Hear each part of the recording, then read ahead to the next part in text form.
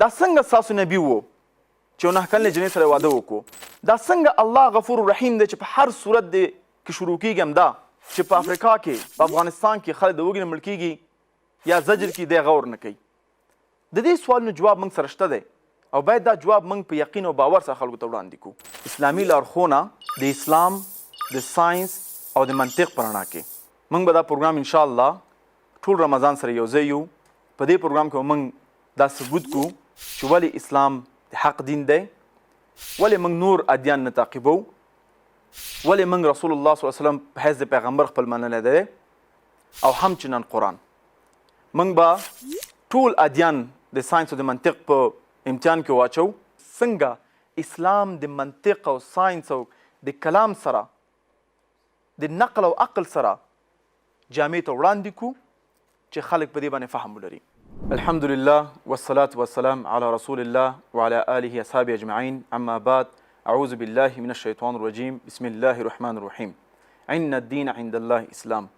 ربي شرح لي صدري ويسر لي امري واحلل عقدة من لساني يفقهوا قولي. زما ګرانو خویندو، ان شاء الله دا مبارک میاشت رمضان زه به تاسو سره یو بهترین پروګرام چې لږ به د نور پروګرامونو نه بدل وي، اسلامي لارښوونه بلکې د اسلام د ساینس او د منطق په رڼا کې موږ به دا پروګرام ان شاء الله ټول رمضان سره یو ځای یو. په دې پروګرام کې موږ دا ثبوت کوو چې ولې اسلام د حق دین دی، ولې موږ نور ادیان نه تعقیبو، ولې موږ رسول الله صلی الله علیه وسلم په حیث د پیغمبر خپل منلی دی، او همچنان قرآن. موږ به ټول ادیان د ساینس او د منطق په امتحان کې واچو او همچنان وبګورو چې نور ادیان آخري نبی صلی الله علیه وسلم په باره کې څه شوی. د نه مخکې زه تاسو ته دا پروګرام شروع کوم، غواړم چې وړوکی خپل معرفت وکړم تر څو پرې پوه شئ چې ستاسو د کور میلمه به څوک وي. زما نوم رحمت الله نوروز دی. الحمدلله د تیر 8 کلونو نه دېخوا زه اسلامي دعوت کوم په مختلف د نړۍ کې، په مالیزیا کې، په لندن کې، همداسې جرمني، سنګاپور، ډېر هېوادونو ته اسلامي دعوت تللی یم. او الحمدلله زما د ناچیز جد و جهاد د وجې نه تقریبا 28 کسان ما په خپل حساب کړي وو چې اسلام قبول کړی دی. دا زموږ مسؤلیت دی په حیث د مسلمان چې موږ باید اسلامي دعوت مسلم او غیر مسلم ته ورکو. اکثر موږ نه خلک پوښتنې کوي زموږ دین په باره کې. بعض وخت کې زموږ مسلمانانو نه پوښتنې کوي، بعض وخت کې غیر مسلم پوښتنې کوي. نو موږ سره ټولې پوښتنې کتابي وي، هغوی منطق او ساینس جواب غواړي. خو په دې بخش کې زموږ ډېر ورونه خویندې نشي کولی چې په هغه بنیاد باندې جواب کړي. دا کوم جوابونه چې به انشاءالله زه ورکوم، امید لرم چې دنه تاسو ښه زده کوئ، قلم کاغذ واخلئ او تر آخر رمضان پورې تعقیب کوئ. بل بدون د شک چې زه یو ناچیز طالب العلم یم، او بل زما ټول تحصیلات په انګلیسي ژبه باندې شوي دي، او د دې پروګرام کیدای شي داسې کلمات وي چې په هغه تاسو پوه نه شئ ځکه ټول په انګلیسي وي. امید لرم چې تاسو پروګرام باندې توجه ورکئ، هغه کلمات ترجمه پیدا کړئ او تر آخره سره پاتې شئ. او که کوم اشتباه په دې جریان د دې پروګرام کې مانه کیږي تر آخر رمضان پورې، نو زه د هغه دپاره د الله نه بخښنه غواړم. هغه اشتباه به زما وي، او کوم خیر پیغام چې دغه د الله د رسول دی، اشتباه زما د شیطان ده. راځئ ورونو په دې باندې خبرې وکړو چې ولې دا پروګرام موږ ته مهم دی. دا پروګرام موږ ته په دې مهم دی چې موږ یو مسلمانان اوسو چې فخر په خپل اسلام باندې وکړو. یو سړی موږ نه پوښتنه کوي دا څنګه ستاسو نبي و چې 9 کلنې جنۍ سره واده وکړو؟ تاسو باید د جواب ولرئ. دا څنګه الله غفور رحیم دی چې په هر صورت دی کې شروع کېږي همدا بغیر د سورې توبه نه، چې په افریقا کې، په افغانستان کې خلک د وږي نه مړ کېږي یا زجر کې دی غور نه کوي. د دې سوالونو جواب موږ سره شته دی، او باید دا جواب موږ په یقین او باور سره خلکو ته وړاندې کړو. زه به انشاءالله کوشش به وکړم چې حوالې ورکړم د قرآن، د حدیث، د نورو کتابونو، او همچنان د ساینس، تر څو پورې ورونه وکولی شي د دې پروګرام نه بعد هم دا حوالې چک کړي او نور معلومات دا سره وړي. الله سبحانه فرمایي چې ما پیغمبر لېږلی حق سره، یو دین سره چې حق دی او بدون د شک چې دا دین په ټولو دینونو باندې غلبه کوي او کامیاب وي. او بیا الله سبحانه تعالی په همدې آیت د قرآن کې وایي وکفا بالله شهیدا، چې کافي دی الله سبحانه تعالی د دې خبرې چې دا دین کامل دین دی، دا دین غني دین دی، دا دین د ټولو ادیانو بهتره دین دی. د دې خبرې شهادت الله سبحانه خپله ورکوي او دا ویم چې موږ ته احمد و محمود په کار نه دي چې دې موږ ته شاهدي راکړي، بلکې الله شاید خپله کافي دی. ورونو خویندو، دعوت زموږ د مسلمانانو باندې فرض دی. زه منم په دې کې اختلاف د نظر دی چې دعوت الی الله فرض العین دی او که فرض الکفایه ده. ډیر علما په دې نظر دي چې دا فرض العین دی. فرض العین یعنی د یو مسلمان مسؤلیت دی، د هر یو مسلمان چې نور خلک د اسلام دین ته دعوت کړي. بعضې علما وایي چې نه دا فرض الکفایه ده، چې یو جامعه یو ګروپ باید خلک اسلام ته دعوت کړي. لیکن زه شخصا په دې نظر یم چې دا فرض العین دی. مربوط کی ته په کوم ځای کې ژوند کوې. که ته په یو مسلمانه جامعه کې ژوند کوې نو تا ته دا هم مهم دی چې نور مسلمان وروڼو ته دعوت ورکړې او اسلام ته راوبولې. که ته په غیر مسلم کې هیوادونو کې ژوند کوې نو دا په تا باندې فرض دی که وینې کې ګناهګاره کېږې چې د اسلام پیغام خلکو ته ونه رسوي. د 1998 کال نه دېخوا ولې اسلام په غرب کې ډېر زیات خپور شو؟ وجه دا وه چې ډېر زیات مسلمانان د اسلامي هیوادونو نه، د بنګلادیش نه، د عربي مملکتونو نه، د افغانستان نه، د عراق نه غربي ملکونو ته لاړل او دوی خپل همسایګانو سره، دوستانو سره چې کوم ځای کې کار کوي هغوی سره خبرې وکړې او اسلام په باره کې. او همدې دپاره نن الحمدلله اسلام په ټوله نړۍ کې یو دین دی چې ټول نه زیات خلکو ته راځي، قبله او تعقیبه. دعوه نه فقط چې موږ ته دنیایي ګټې لري. احساس وکړه چارلی هبډو په فرانسه کې که د الله او د رسول نه خبر وی، هغه به هېڅکله دا عمل کړی وی، هېڅ به نه و کړي. مثلا جورن ون کلاورن د ډچ د پارلمان یو غړی، هغه کتاب لیکو د اسلام په خلاف، چې کله یې ریسرچ وکړو کتاب یې پرېښودو او مسلمان شو. نو دا موږ ډېر مشکلات چې نن د اسلام په خلاف لرو د خلکو نه، احساس وکړه دوی اسلام نه خبر شي نو دوی به هېڅکله هم د اسلامي احکاماتو باندې په اسلامي پرنسپلونو باندې به سوال ونه کړي. دا یو ګټه ده. دویم ګټه، دعوت موږ ته الله سبحانه ډېر غټ اجر بخي په دعوت باندې. رسول الله صلی الله علیه وسلم چې کله حضرت علي بن طالب لیږوی شام ته، نو ته یا علي که ته چې ته لاړ شې او تا نه څوک ستا د الله څوک اسلام قبول کړي او هدایت واخلي نو دا به تا ته داسې ښه وي لکه څنګه چې سره اوښان. په هغه وخت کې سره اوښان یو قیمتي مال و چې چا درلودو. په دې ټایم کې بي ام ډبلیو نه دومره قیمته، مرسیډیز دومره نه دی، اډي دومره نه دی. د دې ټایم او د هغه ټایم سره اوښان به څه وي لکه فراري او پورش، دا موټرې به وي. نو څلوېښت سره اوښان نه به تا دا بهتر تا نه یو کس دین قبول کړي او دا صدقه جاریه هم چنان ده. دویم حدیث رسول الله صلی الله علیه وسلم چې د مرګ نه بعد فقط او فقط تاسو 3 شیان ګټه رسولی شي. یو، نیکسالي اولاد چې کله وفات شي هغه نیک اعمال کوي، ته انشاءالله ګټه اخلي ترې نه، ته د هغه نیک اعمال نه اجر اخلي.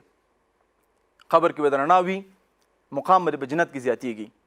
دویم، یو صدقه جاریه. صدقه جاریه مختلف ډول باندې کیدی شي. کیدی شي تا سړک جوړ کړی وي، مسجد جوړ کړی وي، چاته د اوبو زمینه مساعده کړې وي، دا ټول صدقه جاریه ده. او همچنان چاته د دعوت ورکړی وي.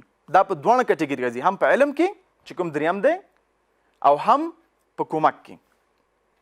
چې هغه کس هر عمل کوي، هغه کس موز کوي، د هغه اولادونه موز کوي، احساس وکړه چې 200 کاله بعد څومره نفوس به غن راځي، ته به انشاءالله اجر اخلي. نو د اسلامي نظر نه دعوت یو ډیر مهم وظیفه ده. او بل الله سبحانه تعالی وایي ومن احسن قولا ممن دعا الى الله وعمل صالحا وقال انني من المسلمين. څوک بهتره دی په خبرو کې چې څوک الله دعوت کوي، په خپل نیک اعمال کوي، په خپل نیک اعمال کې الله دعوت کوي، څوک بهتره دی؟ نو بهترین خبره چې شه ده خبره د الله او د رسول ده، نه فقط غیر مسلم ته بلکې مسلمانان ته. دعوه د عربي کلمه ده، په پښتو کې دعوت وایي. موږ اکثر دعوت کیږو، مثلا څوک هم ډوډۍ ته دعوت کی، څوک هم یو واده ته دعوت کی. دا هم چې ته چې کله خلک دعوت کوي د اسلامي په رڼا کې چې کله هغوی ته دعوت ورکوي، ته د الله او د رسول د احکاماتو دعوت کوي، د قرآن د حدیث رڼا ته دعوت کوي چې دا تعقیب کړي. شرط چې الله سبحانه وتعالی موږ ته یو مقام راکړی دی، دنه بغیر چې الله سبحانه ولقد کرمنا بني آدمه، چې ما د بني آدم اولادونو ته کرم پې کړی دی، بلکې دا خو عمومي دی، په دې کې غیر مسلم مسلم ټول راځي، لیکن مسلمانانو ته یو بل مقام ورکړی دی. په سورة العمران 11 آیات کې وایي خیر امه، خیر امه چې بهترین قوم، یو قوم چې هغوی نه خیر جوړیږي، خیر ترې نه لاس نه وځي نه شر. او دغه خیر کې یو دا هم شامل دی په یو جامعه کې چې شر کیږي او جامعه کې خلک دغه شر په خلاف خبرې نشي کولی، یا مثلا یو چا باندې ظلم کیږي، یا یو څوک باندې بې معنا تهمتونه تړل کیږي او نشي کولی خلک چې د دفاع وکړي، نو په دې جامعه کې خیر نشته دی. علت چې موږ ته په قرآن کې خیر امه ویل شوي دي، علت دا دی تعمرون بالمعروف وتنهون عن المنکر وتؤمنون بالله، چې تاسو د خیر او شر فرق کوئ او په الله باندې یقین ساتئ. یعنی تاسو څوک چې باطل کې دی هغه ته جواب ورکوي چې دا باطل دی، او څوک چې په خیر کې دی هغه تاییدوي او دا وایي چې موږ په الله باندې یقین لرو. دغه الله باندې یقین نه معنا څه ده؟ دا ټول قرآن او حدیث دی. ابن القیم الجوزیه رحمه الله تعالی هغه وایي چې یقین په الله باندې ډېر بخښون لري، که ټول راواخلو نو قرآن او حدیث دی. بل په قرآن کې راغلی تاسو باید دعوت حکمت سره وکوئ، دلته حکمت هم ټول د قرآن او حدیث دی. اوس زما دا مطلب نه دی چې ته باید ټول قرآن او حدیث وپېژنې، دنه مخکې چې دعوت وکړې یا مسلمانانو ته یا غیر مسلم ته.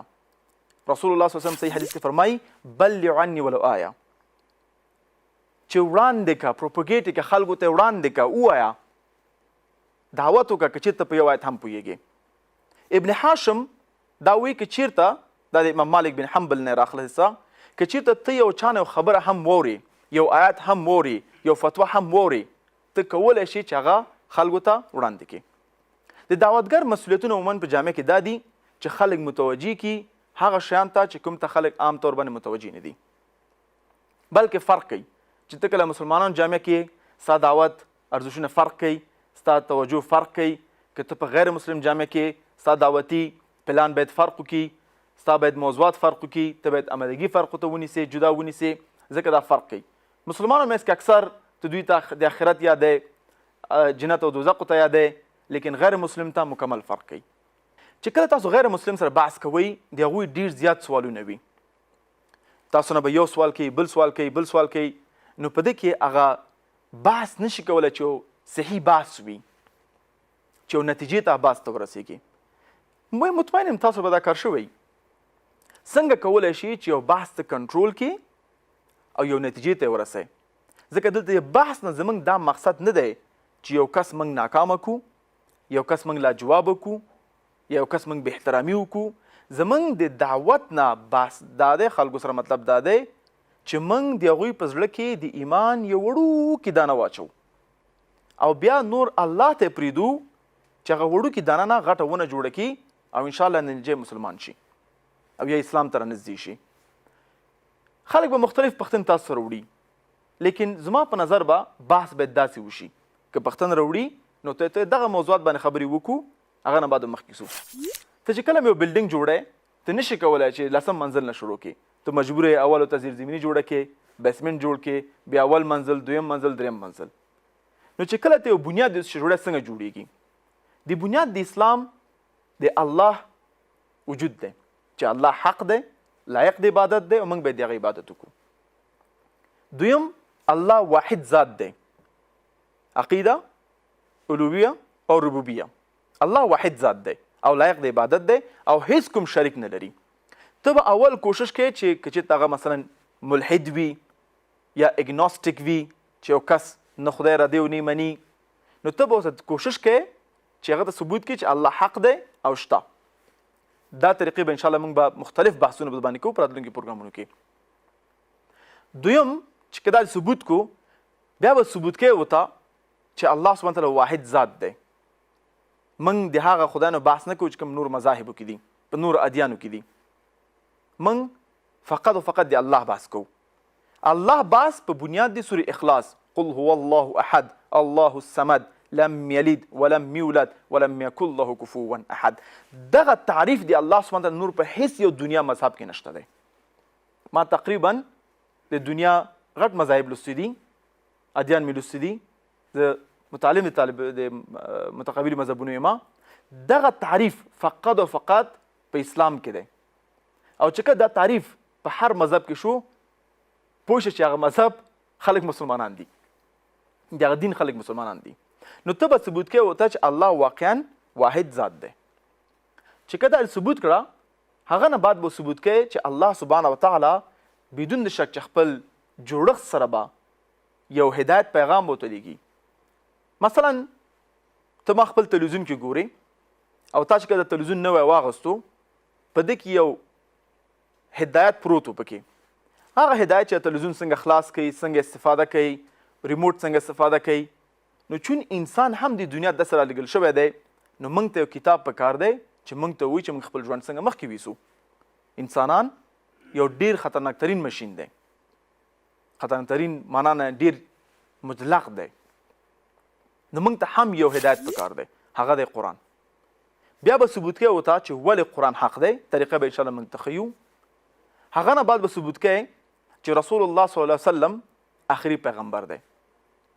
هغه به طریقه هم چل موږ ښیو. کیدای شي په خپل ټکي کې ثبوت کوي. دعوت داسې نه دی چې تا کوم ټکي زده کړل او ته باید هماغه کاپي پیسټ کړې. نه، دعوت یو دایره لري چې په هغه دایره کې انشاءالله ته کولی شي یو چاته دعوت ورکړي په خپل ټکو کې.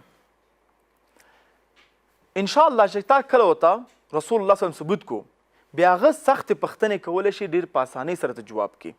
چې هغه هره پوښتنه کوي، یو دفعه عقیده جوړه شوه، په نزول باندې پوه شو، په پیغمبر پوه شو، دغه بنیاد جوړ شو، کولی شي د بنیاد نه بعد بیا هغه سره نورې خبرې هم چند مخکې ویسي.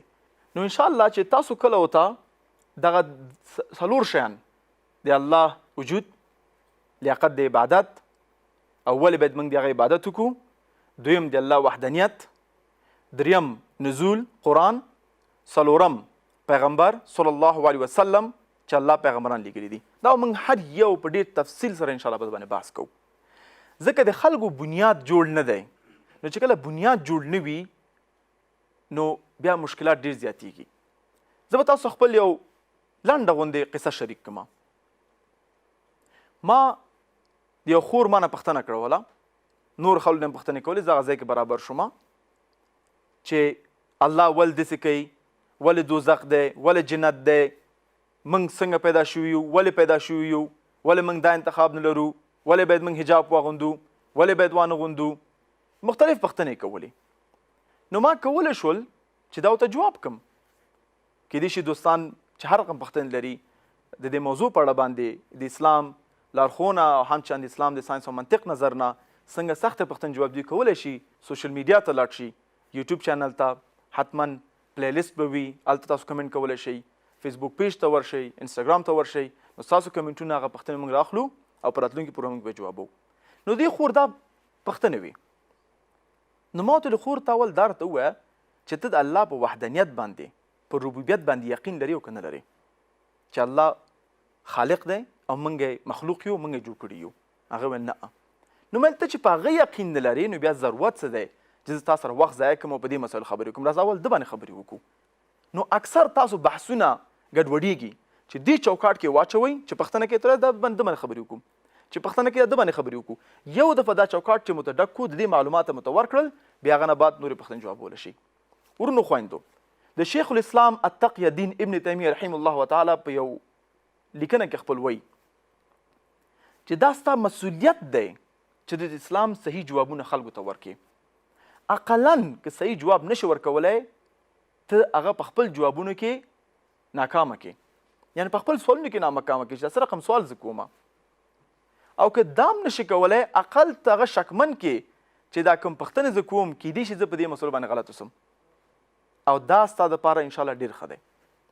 پیو ریسرچ ارګنایزیشن چې یو ارګنایزیشن دی په امریکا کې ډېر مشهور ریسرچ انسټیټیوټ دی، هغوی ریسرچ کړی دی چې تقریبا 25% نوي ځوانان په امریکا کې اسلام پرېږدي، او په همدې ریسرچ کې لیکلي دي چې تقریبا 25% امریکایان لاتین امریکنز نور اسلام قبلی.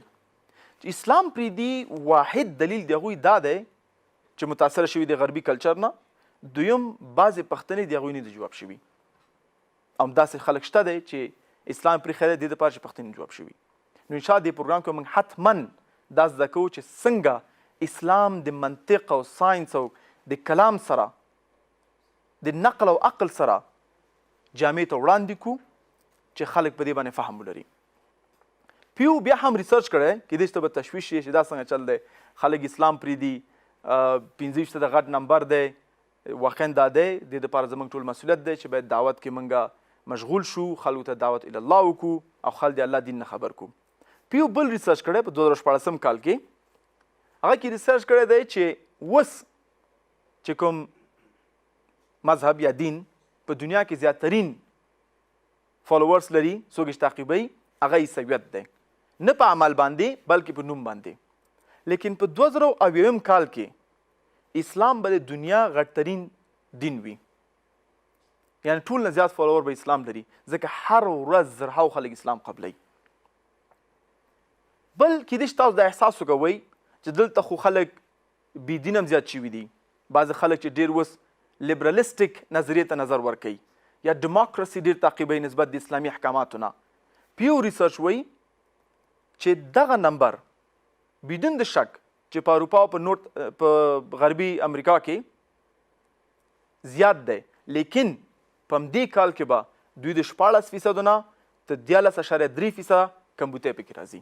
نو دا معلومیږي چې خلک بیرته بیا الله او رسول ته راځي، خلک پوهیږي چې زموږ شعوري جوابونه فقط او فقط د هغه چا سره دي چې چا موږ خلق کړي یو، نه یو فلسفر، نه یو ساینټسټ، نه یو ملحد، نه یو بل کوم کس چې فقط یو لباس یې اغوستی دی سپین او تور او راځي ما ته زما د ژوند مشکلاتو باره کې وایي چې ته باید داسې کار وکړې، دا ته د بهتره دی.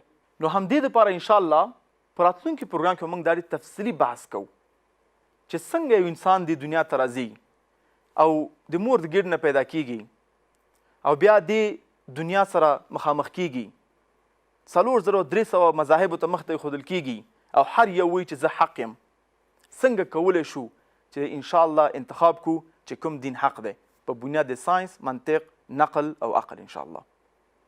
امید لرم چې په دې پروګرام کې مو څه زده کړي وي. بیا هم تکراروم خپل پوښتنې موږ ته په سوشل میډیا کې رالیږلی شئ. سبا به انشاءالله موږ شروع کوو د ژوند شروع نه چې څنګه یو انسان پیدا کیږي او څنګه باید یو بهتره انتخاب ولري په ادیانو په اړه باندې.